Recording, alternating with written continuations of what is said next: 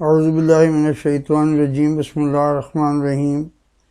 ہمارا آج کا جو ٹاپک ہے وہ ایڈیکسل کا ایک قرآن کا پیسیج ہے۔ کمپوننٹ اس کا ہے 2.2 رسالہ، یہ رسالت یا پروفٹ ہوڈ پر یہ ٹاپک، یہ دو آیتیں ہیں سورہ توبہ کی۔ سورہ توبہ جو ہے نمبر 9 سورہ ہے قرآن کی، اور اس کی دو آیتیں 128 اور 129 ہیں، جو انشاءاللہ تعالیٰ تھوڑا بہت ہم اس کا تبصرہ کرنے کے لیے اسٹارٹ کر رہے ہیں۔ حسب معمول اس چینل کو سبسکرائب کر لیجئے، وہ ویڈیو کو پوری طرح سے دیکھیے تاکہ اس کے جو کانٹینٹ ہیں وہ آپ کو سمجھ میں آ جائیں، اور کوئی پازیٹیو کمنٹ، کوئی اچھی رائے ضرور دیجیے۔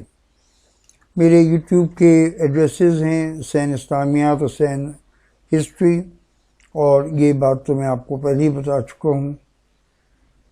ٹرانسلیشن انشاءاللہ ہم اسٹارٹ کرنے جا رہے ہیں، اور ٹرانسلیشن میں ہی میں اس کو ایکسپلین کرنے کی کوشش کروں گا۔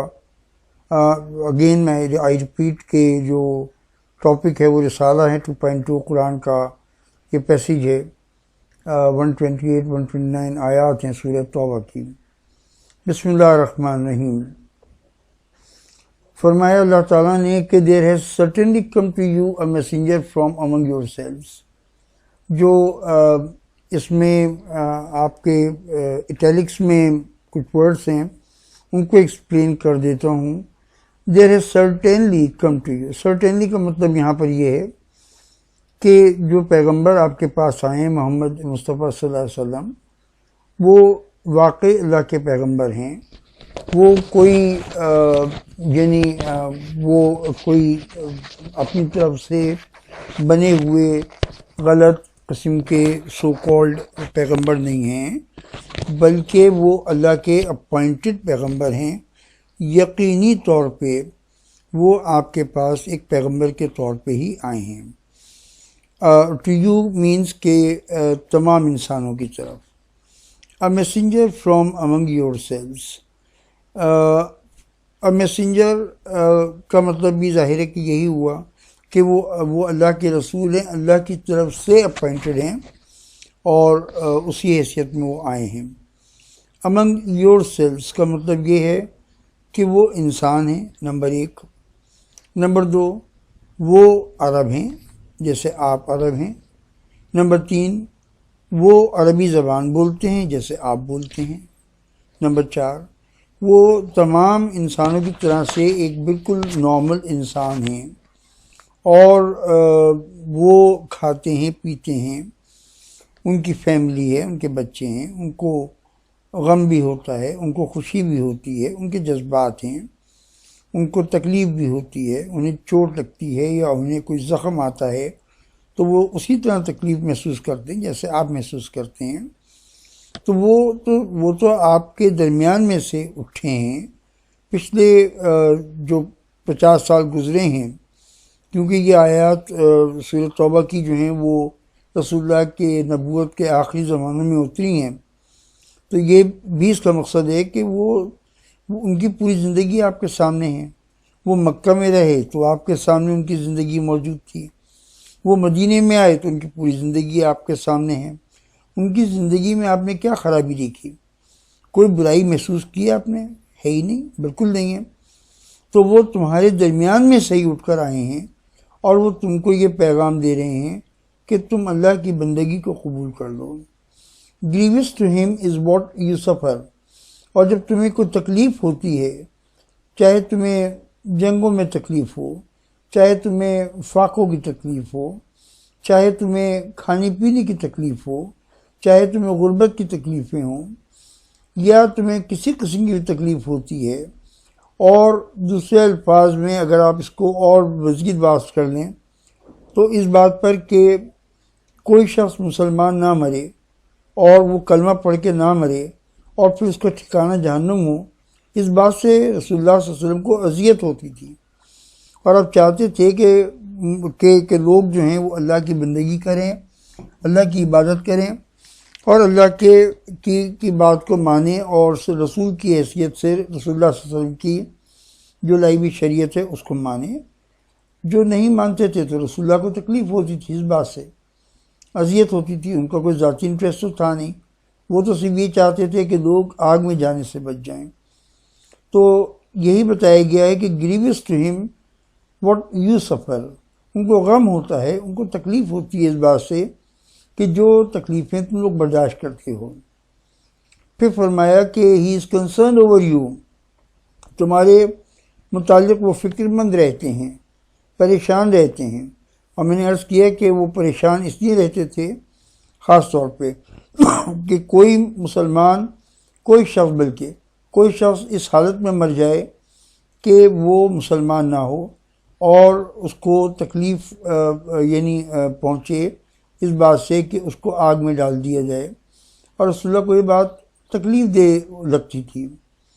And to believers is kind and merciful, اور تمام مسلمانوں کے ساتھ تو خاص طور پہ مسلمانوں کے ساتھ آپ انتہائی ہمدرد تھے، انتہائی محبت کرنے والے تھے، انتہائی سنسیئر تھے، اور مسلمانوں کی کوئی بھی تکلیف ہوتی تھی وہ اس کو کمپنسیٹ کرنے کی پوری کوشش کرتے تھے، اور ان کے دل کو تسلی اپنے زبان سے بھی دیتے تھے، اپنی جیب سے بھی دیتے تھے، اپنے پاس جو ان کے پاس پیسے آتے تھے وہ اپنے اوپر 1 روپیہ نہیں خرچ کرتے تھے سوائے انتہائی ضرورت کے چند اس کے اماؤنٹ کے، وہ سب کچھ مسلمانوں کو دے دیا کرتے تھے۔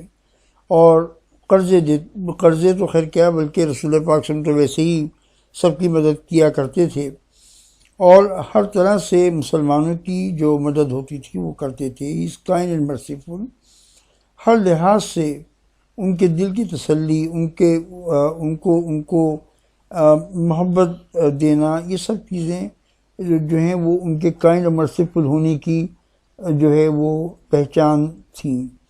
اور رسول اللہ صلی اللہ علیہ وسلم جو تھے ان کے متعلق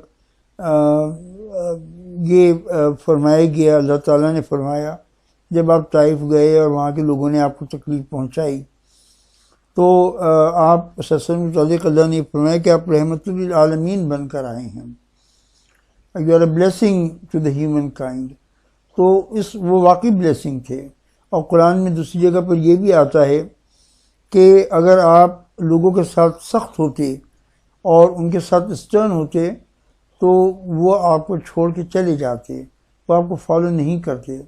تو رسول پاک صلی اللہ علیہ وسلم کی بے حساب بے شمار مقبولیت کا ایک سبب یہ بھی تھا کہ آپ بہت کائنڈ، بہت مرسیفل تھے لوگوں کے ساتھ۔ آپ لوگوں کے ساتھ کبھی کسی طنز کی زبان میں بات نہیں کرتے تھے، آپ ان کو ٹونٹنگ کرنا، ان کا مذاق اڑانا، یا ان کو ڈانٹنا ڈپٹنا، یا ان کے ساتھ سخت زبان استعمال کرنا، یہ آپ کا طریقہ بالکل نہیں تھا۔ تو اس لیے فرمایا کہ رسول اللہ صلی اللہ علیہ وسلم جو ہیں وہ تمام مسلمانوں کے ساتھ کائنڈ اور مرسیفل ہیں۔ رسول پاک صلی اللہ علیہ وسلم تو کافروں کے ساتھ بھی برے نہیں تھے، بالکل برے نہیں تھے۔ ہاں اتنا ضرور تھا کہ کافروں کے معاملے میں آپ کا ایک رویہ یہ تھا کہ آپ اس بات کو بالکل پسند نہیں کرتے تھے کہ کوئی شخص اللہ کے علاوہ کسی اور کی عبادت کرے۔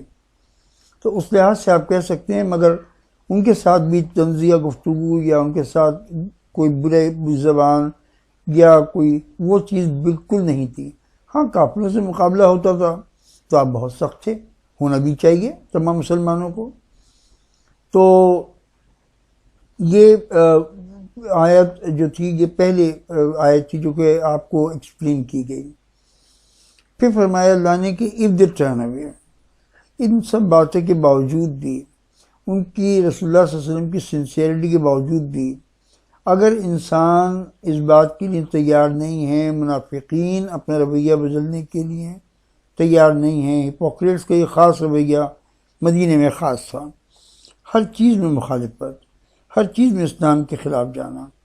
if they turn away، اور اگر وہ آپ کی بات ماننے کو تیار نہیں ہے محمد صلی اللہ علیہ وسلم، وہ محمد صلی اللہ علیہ وسلم سے sufficient for me is اللہ، تو بتا دیجئے کہ میرے لیے اللہ کافی ہے، میں اپنے مشن کو جاری رکھوں گا، مجھے آپ میں سے کسی کی مدد کی ضرورت نہیں ہے، مجھے کسی کی سپورٹ نہیں چاہیے، میرے لیے اللہ تعالیٰ کی مدد کافی ہے، میں جو کچھ بھی پیغام دے رہا ہوں وہ آپ کی بھلائی کے لیے دے رہا ہوں. آپ نہیں ماننا چاہتے مت مانیے. آپ اگر یہ طے کر کے بیٹھ چکے ہیں کہ آپ کو یہ جہنم کی آگ میں جلنا ہے تو جلیے. میں کیا کر سکتا ہوں؟ میرا کام تو یہ ہے کہ میں اپنا پیغام آپ تک پہنچا دوں.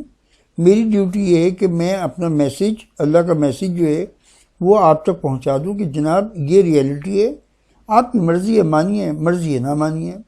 وہ محمد سے sufficient for me is Allah, there is no deity except him. اور کوئی عبادت کے لائق نہیں ہے، لا الہ الا اللہ، کوئی عبادت کے لائق نہیں ہے سوائے اللہ کی ذات کے. صرف اللہ کی ذات ہے جس کی عبادت میں کرتا ہوں اور اسی سے میں مدد مانگتا ہوں. ایاک نعبد و ایاک نستعین. اور پھر فرمایا کہ آن ہم آئی ہیو ریلائڈ، میں نے اپنا پورا مشن اللہ کے حوالے کیا ہوا ہے. اگر اللہ تعالیٰ جو ہیں وہ مجھے کوئی تکلیف پہنچانا چاہیں گے تو مجھے پہنچ جائے گی. اللہ تعالیٰ مجھے آرام پہنچانا چاہیں گے مجھے آرام بھی مل جائے گا. اور میں نے اپنے آپ کو مکمل طور پہ اللہ کے حوالے کر دیا ہے. اب چلیے میں پہلے بات مکمل کر لوں. And he is the lord of the great throne, اور اللہ کی ذات ہے کہ جو کہ پوری کائنات کی مالک ہے. گریٹ تھرون کا مطلب یہاں پر وہ پوری کائنات جو اللہ تعالیٰ نے سب کچھ پیدا کیا، سب کچھ اللہ نے پیدا کیا ہے، اور ان سب کا بادشاہ، ان سب کا مالک، ان سب کو چلانے والا، ان کو زندہ رکھنے والا، ان کو موت دینے والا، ان کو رزق دینے والا، ہر چیز اللہ ہی کے ہاتھ میں ہے. ان آیات سے ہمیں مسلمان کی حیثیت سے کیا سبق ملتا ہے؟ ہمیں یہ سبق ملتا ہے کہ جو رسول پاک صلی اللہ علیہ وسلم سے کہا گیا وہی ہمارا سبق بھی ہے. ہمیں کیا چاہیے؟ سفیشینٹ فار می از اللہ. آپ زندگی کے ہر معاملے میں یہ مانیں کہ اللہ تعالیٰ کارساز ہیں، اللہ تعالیٰ مالک ہیں، اللہ تعالیٰ کے آگے ہمیں جھکنا ہے، ان سے مدد مانگنی ہے. حسبی اللہ و نعم الوکیل، نعم المولا و نعم النصیر. اللہ ہمارے نصیر ہیں، مدد کرنے والے ہیں. اللہ ہمارے مولا ہیں، ہمارے دوست ہیں، ہمارے ساتھی ہیں، ہمارے ساتھ محبت کرتے ہیں، اور ہمارے وکیل، ہمارے سپورٹر ہیں. اور اللہ تعالیٰ ہی ہمارے لیے ہر معاملے میں کافی ہیں. یہ سبق نمبر 1 ہے. دوسرا سبق آپ کو اس آیت سے یہ ملتا ہے کہ اللہ کے سوا کوئی عبادت کے لائق نہیں ہے. آپ کو عبادت کرنی ہی اللہ تعالیٰ کی ذات کی ہے، اور وہی عبادت کے لیے الہ وہی ہے جس کی عبادت کی جائے، جس کے آگے سر جھکایا جائے. اور تیسرا سبق یہ ہے کہ آپ اپنی زندگی کے ہر معاملے میں اللہ پہ رلائی کیجیے. آپ بس اپنا کام، جتنا عقل آپ کی کام کرتی ہے آپ بہترین کام کیجیے، اور اس کے بعد پھر اللہ کے حوالے کر دیجیے ان نتائج کو. یہ آپ کا کام ہے بس. باقی اللہ تعالیٰ کے ہاتھ میں سب کچھ ہے. And he is the lord of the great throne. اور یہ مانیے کہ اللہ کے ہاتھ میں ہی سب طاقتیں ہیں. وہ جب چاہے گا آپ کے لیے آسانیاں پیدا کر دے گا. بہت بہت شکریہ آپ کا ٹائم آپ نے دیا مجھے. Thank you very much.